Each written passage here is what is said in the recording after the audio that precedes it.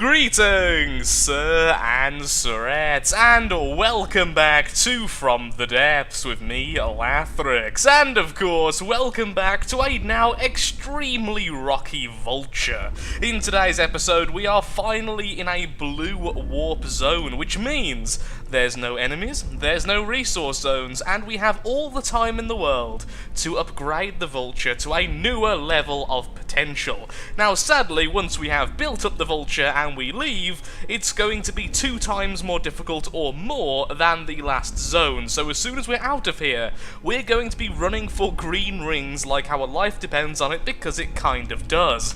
So then, let's get started. Well, as you can probably tell, I've already removed the sides of the Vulture, because that's the main area we're going to start off building, and with that, it makes the Vulture incredibly unstable. A lot of the jet stabilizers are gone, a lot of the weight is now in the wrong place, and we are making ourselves very, very seasick very, very quickly. So, what are we going to do about that? Well, I think we're going to simply build out sideways as much as we can within reason. We currently have 105,000 resource, and then in those zones we will add our new weapons, perhaps an advanced cannon, definitely adding more missiles and torpedoes, and I'm actually hoping that we can go ahead and start doing, if I can find it, the detection equipment, which is a lot simpler than I originally thought it was, especially for things like missiles, and that unlocks the use of the radar-controlled missiles, which are somewhat accurate and resistant against flares without the need for the laser tracking system. So I'm going to go ahead and add a bit of structure to both of our sides, and see if we have enough resource to make ourselves far bigger than we are currently. We really do have far more material than I originally thought, so I'm going to be a bit more adventurous with the type of shape I'm going to end up with. So the back section right now looks a little bit wider than the front section, but that's because I have plans for it. What we're going to be doing is making the bottom section as deep as possible, so probably 2 or 3 lower than it is currently, which is going to massively change the shape of the front. So because of that, I can't really do too much until I've done the sides, so I can get everything nice and smoothed out near the end. We definitely need to make it lower though, because at the moment all of our major damages have came from simply not being able to take armor piercing hits or anything which goes through armor, because our armor is only 1 thick, and then all the ammunition is technically at the bottom and technically at the top, in addition to the fact we still have some wooden blocks because I'm just that derpy. But I think this is a good skeleton, at least for now. Well, this is a little bit unexpected, so I've just removed the front beak section, and honestly, I quite like how this looks with the sort of stub nose here. Maybe we can continue like this, having the front section very heavily armoured, and instead of having it all nice and aerodynamic, which we really should have, making it a little bit more blunt and using heavy armour and shields, thus making the front section, and perhaps even the middle section, very, very heavily defended, even if perhaps not the best against things like EMP. Certainly something to consider, and then maybe bringing the wings around and spiking them forwards. It'll certainly look very menacing if nothing else. Normally, bright colours aren't really my thing, but since we're going to be going with a lot of RTG power, in addition to lasers and all that good stuff, I think a change of paint scheme is in order. So rather than my usual dark greys, dark reds and dark blues, we're going to go with a slightly brighter blue and a almost white paint scheme. This makes it all look a little bit higher tech, a little bit cleaner, and I'm hoping lasers and stuff will just fit in a little bit better. Also, I found some nice areas for our missiles. The basic shape is finally starting to come along, but I'm not sure how I'm going to finish things off. We have far more resource than I originally thought. I know I've already said that earlier, but of course with the recent conversion of resources, it's quite hard to gauge how good or how much you really have in terms of actual building material. Things like the old metal beams used to be a lot of metal, but they're only 20 resource, which means we're actually pretty resource rich, which also means we are building far too small. I don't really want to build a huge vehicle just yet anyway, but Either way, we have a lot of floating material, so we can do pretty much anything we want. The major concerns I do have is I still believe it's not quite deep enough in terms of the overall hull. We will need some other form of upwards momentum, since our spinner is no longer able to sustain our altitude, and I have no idea how we're going to end these wings. We could have two massive spinner blocks on the end of both of these wings, with the blades almost meeting in the middle. The issue with this, however, is that there's a good chance that our helicopter would simply spin to its death if one of these are damaged, although at the moment, if our center is damaged, it will still cause that, so it's not really too much of an issue. It's just going to be a bit of a weird one, and of course having them on the edge like that would make them significantly more vulnerable from things from the water. I am not sure how we're doing this right now, honestly.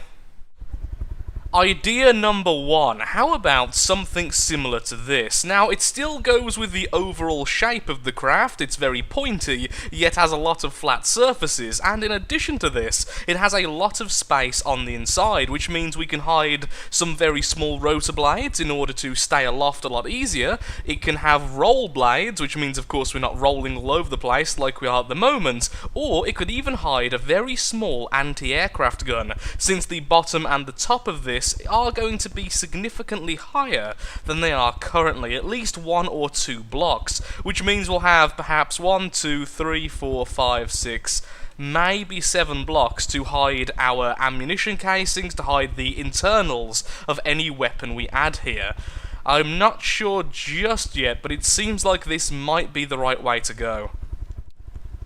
Well, we now have this. So, this is my first attempt at making a compact advanced cannon, and it looks a bit weird. I'm not sure if it looks beautiful and menacing, or absolutely hideous. It's essentially modern art. Either way, I think this is going to kill pretty much all but the most heavily armoured of enemy aircraft. At the moment, it is set for flak weaponry, however, it can very easily be changed for armour piercing if we start fighting heavier opponents. It completely uses belt-fed loaders, as we can see down here, and it has a good fire rate of around about 360 per minute. Now, it's not fantastic, but for the size of the shells and the power of them, it's really not too bad. And now I'm a little bit deaf.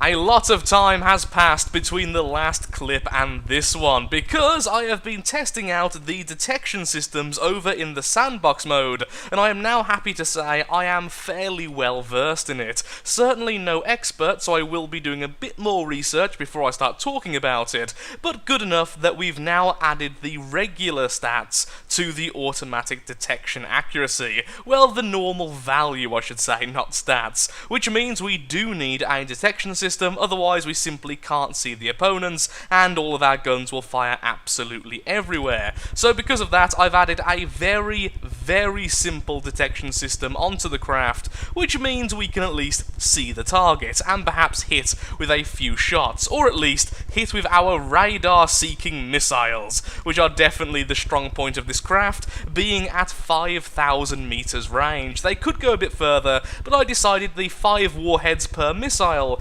certainly warranted a bit shorter range. Other than that, I've added a very stable centre of mass, as you can see, in comparison to the old Vulture.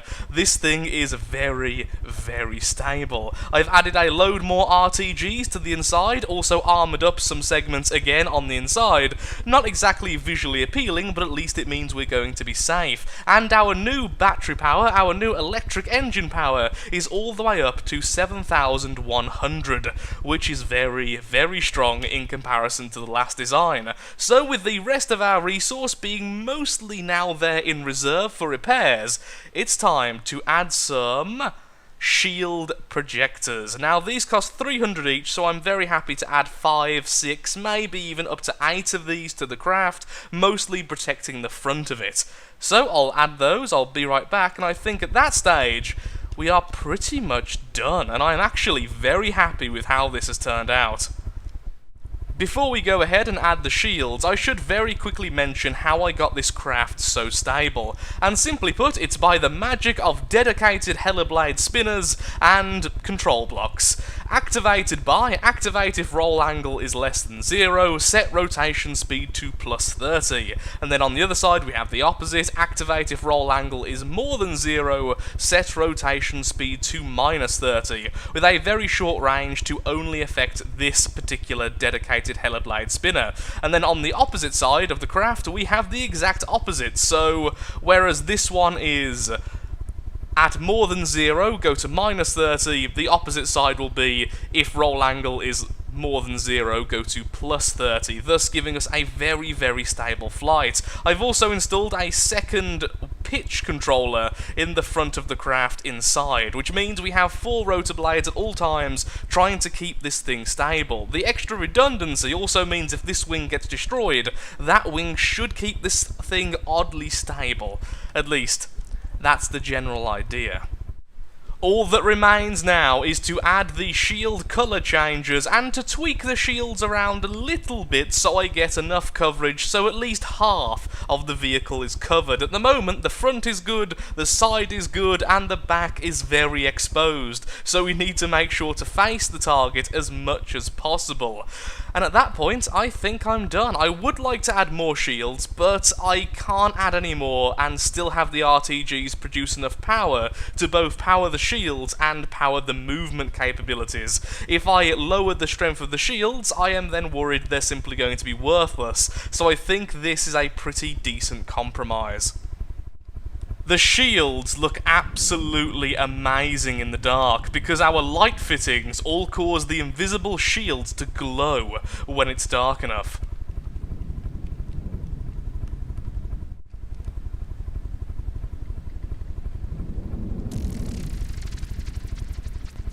Here we are in a far more difficult world, and instantly the clouds are forming. Okay, not the nicest thing to see.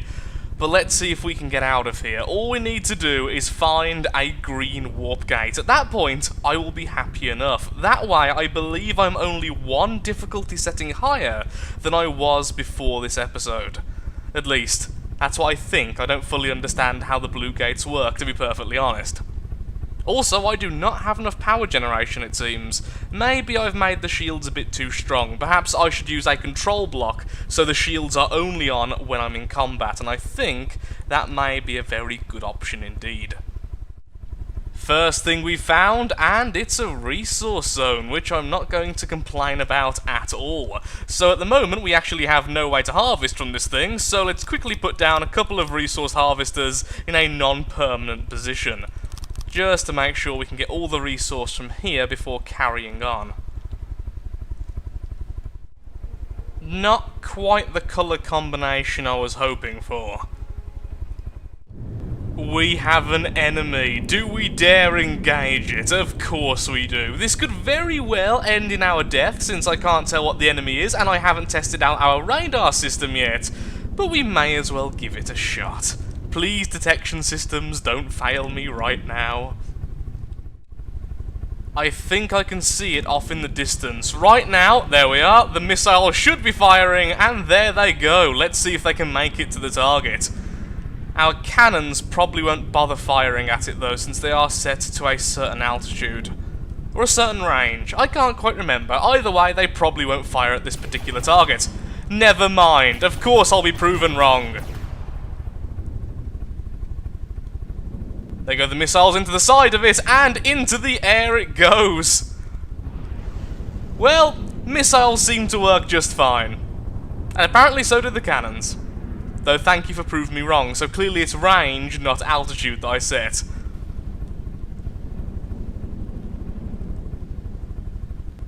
That didn't honestly seem too difficult. I'm happy with that though. Not actually complaining. Little bit of resource gain, let's see if we can find someone else to kill.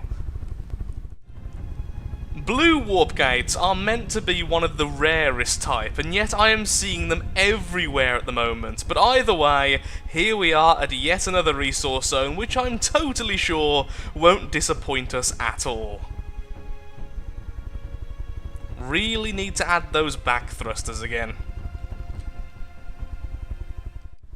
Backwards thrusters make everything easier, and it turns out this resource zone's actually pretty good, since it's already paid for all of these thrusters and is still giving us resource. Can we check how much is left? Exactly 0. Well, either way, that wasn't too bad. That was like 1,500-ish, and we have 2 more resource zones over there, 1 over there, and there was 1 just in that direction as well, which I must be a little bit too far away from. The mist is very quickly becoming my ultimate enemy. When it's misty, you can see pretty much nothing. This resource zone, I was heading towards it for quite a long time, it became misty, and then literally vanished from my view. You have to get really close to things to see where they are, and since we're after a very specific ring type, we're not going to get any luck whilst we're like this, so I may just stay in this area to see if some enemies will spawn near us. And slow down using the backwards thrusters. And there we are, in the resource zone. The fog has now cleared, and although no enemies arrived, sadly, at least now we can see where we're going. There are 2 resource zones, oh no, 3 resource zones in the distance over there, and hopefully by going over there, maybe some more enemies will spawn? I think the reason why we're not seeing any just yet is we haven't been on this plane of existence for too long, which means we're not a very high priority target.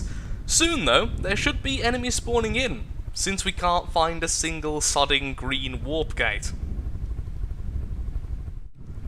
Since it's been at least 30 seconds since the fog went away, we now have the fog yet again. At least we have resource zones which are all close enough to each other we can see where we're going. Resource zone number 1, starting off at 2,952 resource. Well, I may have been a little bit AFK there, but we have 2 enemies towards the east. 1 flyer and 1, I'm not sure, I think that's a ship, but don't hold me to it. And now I'm wishing I was using flak rather than armor-penetrating rounds. Going to ignore you, because you're dead, and we're going to focus on the much larger opponent. Well done, missiles. Bad job, cannons.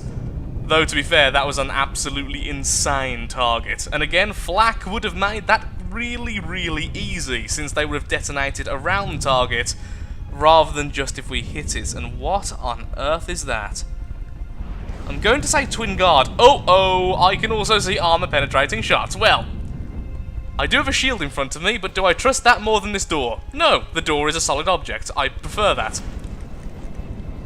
And let's continue. Enemy missiles incoming, and the flares are doing their job wonderfully. Do we bother getting closer? The question is, are our missiles actually able to hit? If they are, perhaps staying at range and just weathering those shots with our shield might be a better idea. It's hard to tell.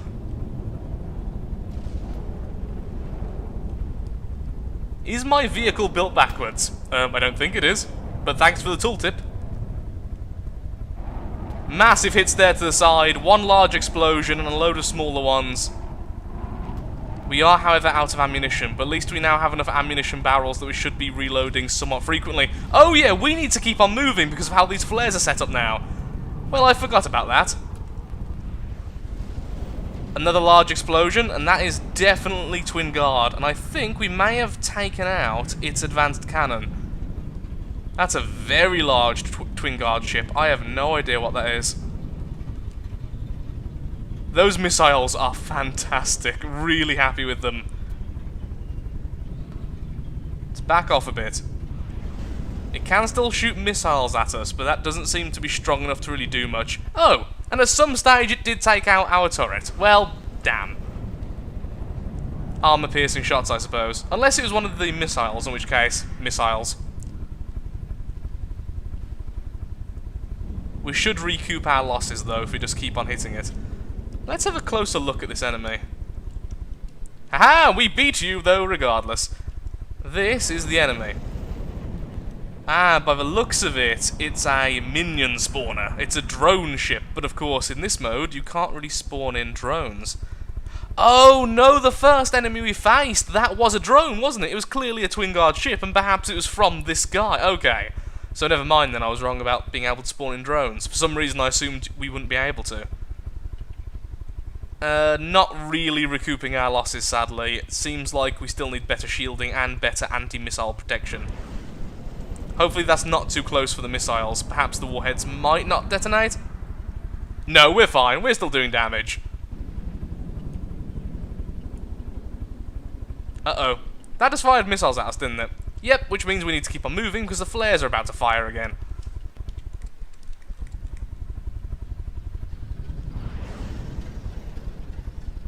Turrets are desperately trying to track it, but will never be able to fire. That's a shame.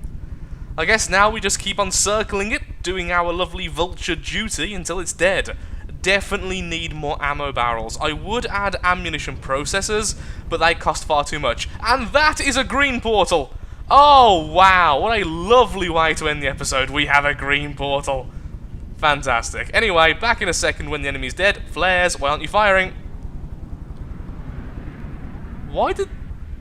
Now you fire. Clearly the munition warners also need a bit more calibrating.